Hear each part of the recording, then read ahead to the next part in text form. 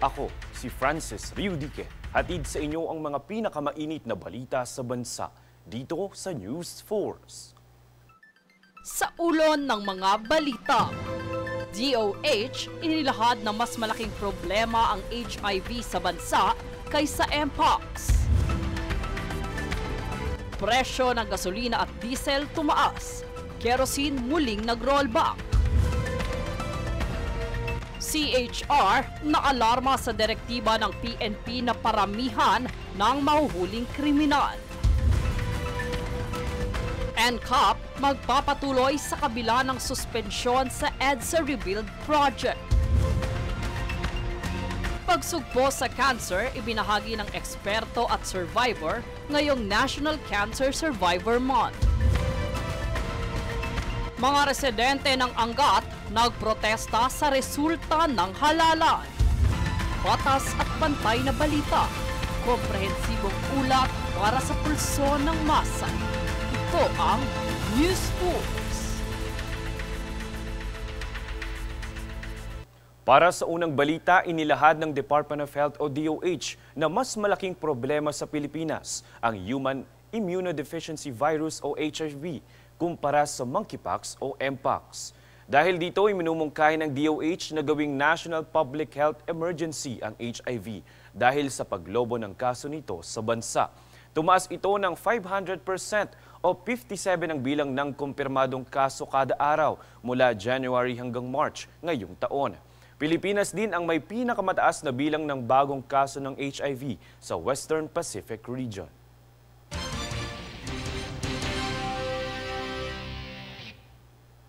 Samantala, nagbuga ng ash plume o plumang abo ang bulkang Kanlaon nitong Lunes na tumagal ng 29 minutes mula sa summit crater ng bulkan.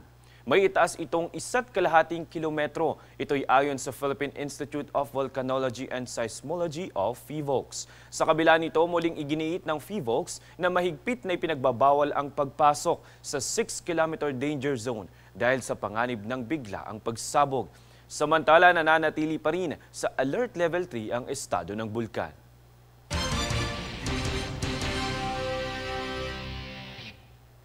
Bad news po sa ating mga motorista. Sa ikatlong magkasunod na linggo kasi, muli na naman pong tumaas ang presyo ng gasolina. Epektibo ngayong Martes ang pagtataas ng 40 centavos sa kada litro ng gasolina, habang tataas din ng 30 centavos sa kada litro ng diesel. Samantalang kaunting good news naman po dahil muling magkakaroon ng bahagyang rollback sa presyo ng kerosene na 10 centavos kada litro.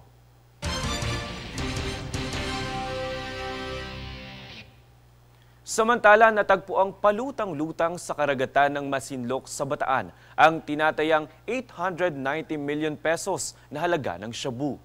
Ayon sa Coast Guard Station Bataan, Lunes nang makita ang 10 sako ng ilang mga mangingisda na mahigit 200 kilos ang kabuang bigat. Kasalukuyan nang iniimbestigahan ng mga otoridad ang pinanggalingan ng naturang mga iligal na droga.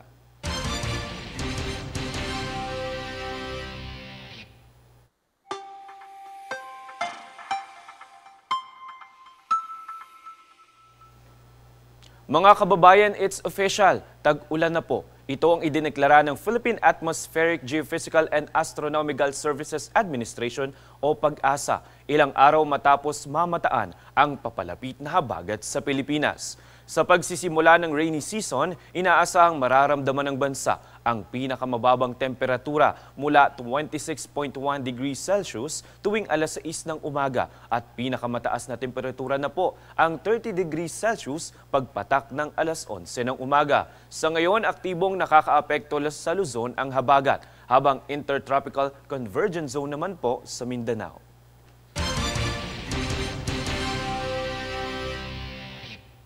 Susunod sa News Force.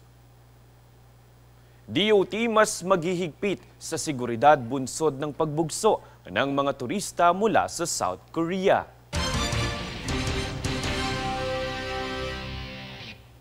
Pagtakip ng license plate para umiwas sa NCAP, mariing ipinagbabawal.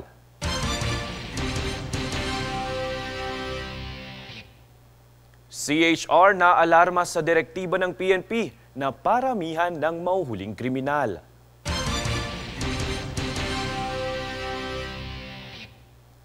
Manatiling nakatutok para sa higit pang mga balita sa pagbabalik ng News Force.